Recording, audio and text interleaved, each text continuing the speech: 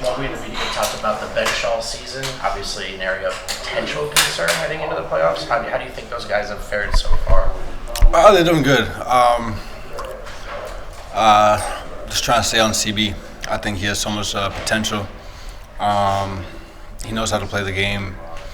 He just needs to do everything better. You know what I'm saying? Do everything better and look for more. So P-Watt's doing his thing. I want to see more of P-Watt, but I think for me, my project right now is getting CB ready because I know how much he can impact the game like he did last year.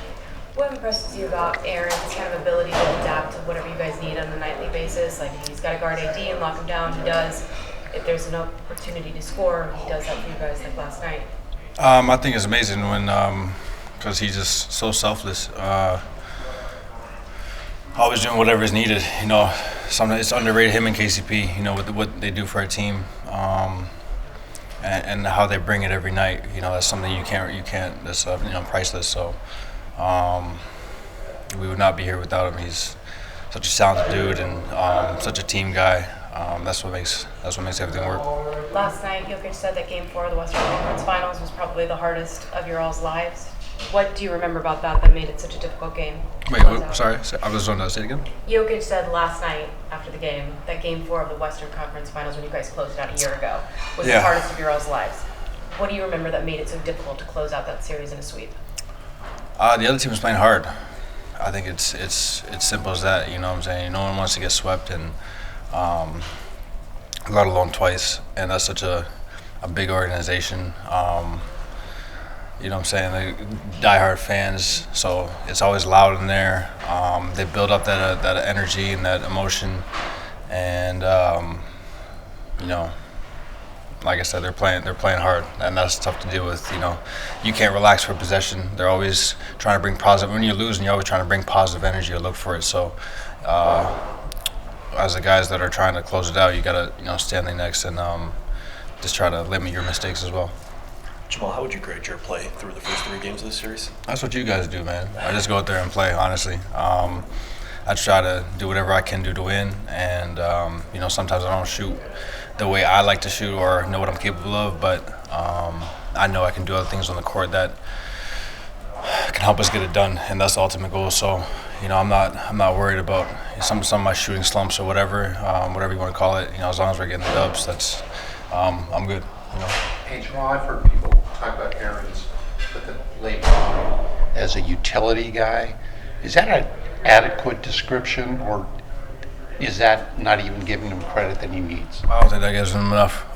He's a team guy, like I said, selfless, a brother to me, someone who brings it every night. Utility guy, man. Yeah, he can put him anywhere. He can do everything, but he brings so much more than that. And it is definitely undervalued. You know what I'm saying? Like, everybody has a piece. Everybody does what they do. And he's just another part of that, you know what I'm saying? So we all got to pitch in, and he's a prime example of somebody that can come from a different team and just be a team guy.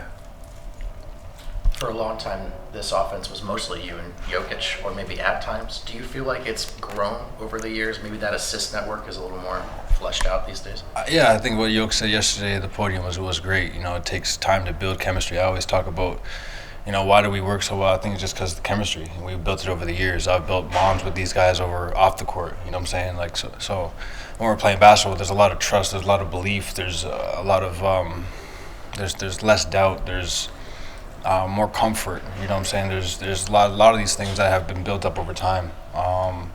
And that not just scoring. You know what I'm saying? Yeah, we can both put the ball in the hole, but when you have other guys playing their game and having fun, that builds a bond, that builds the want to play with each other and look out for each other. So I think that's what it's really about.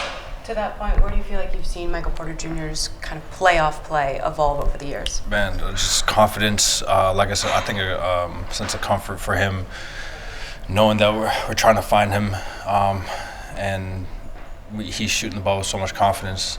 That's tough to stop. He's 6'10", he's shooting over guys, he's getting to where he wants. You still have to respect him going to the rim. that's just a tough guy to deal with. I played against him one-on-one in the bubble. I remember that, and it was me and somebody else, and I think it was Gary.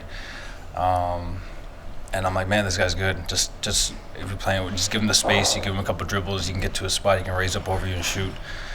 He's still physical. So it's a tough. He's a tough. Somebody's gotta. You can't have a short guy on him. You know what I'm saying? So he's a matchup problem for sure. Hey Jamal, how do you think you individually and the group have used previous year's challenges in terms of like playoffs as well as injuries to help build resiliency? I think I just think it's a mindset, us coming out ready to play and using everything that we learned in our experience over the years, not just last year, but over the years to get the job done. I remember being the hunter, and now it's a little different, but like I said, it's just mental preparation. Jamal, you guys have gotten off to slow starts in each of the first 3 games. Is there one common thread there that you see at all?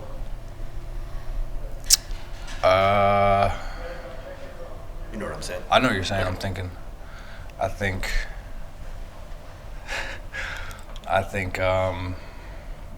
we haven't been playing our best, and I think that's because of our slow starts. I think if we come out more prepared, if we come out a little bit more assertive, we all will have a easier game. So that's our task. Do you think you're better playing from behind or with the lead? It doesn't matter. How do you close out tomorrow? Having a better start, staying with each other. Crowd's gonna be loud. Crowd's gonna be into it. They're gonna play fast and free with nothing to lose, and we got to do the same. So I think it's just gonna come down to who can weather the storms better, and who can make the least amount of mistakes. Jamal, what does it say about your team that when you do get behind, that you don't get rattled, and then you've got whatever, a quarter or a half to get your game together and come back? Is that the maturity of this team, do you think? For sure. Like I said in one of the earlier questions, I just think a sense of comfort, playing with each other, knowing what we're all capable of, and that belief system. When you believe in your team and believe in what you're doing and who you're with, that can go a long way. One more. Jamal, did it take you a bit to get comfortable playing in the playoff scenario, like looking back a few years ago, or was it something that just kind of clicked for you off the jump? I was distracted. Say it again. Did it take you, like looking back a few years, like your first playoff experiences, did it take you a little while to get comfortable playing in that setting, or was it something that just kind of clicked for you? No. Off the jump, you were... Yeah, for sure. Ready to go. Built for this. Awesome. Thanks, Molly. Appreciate it.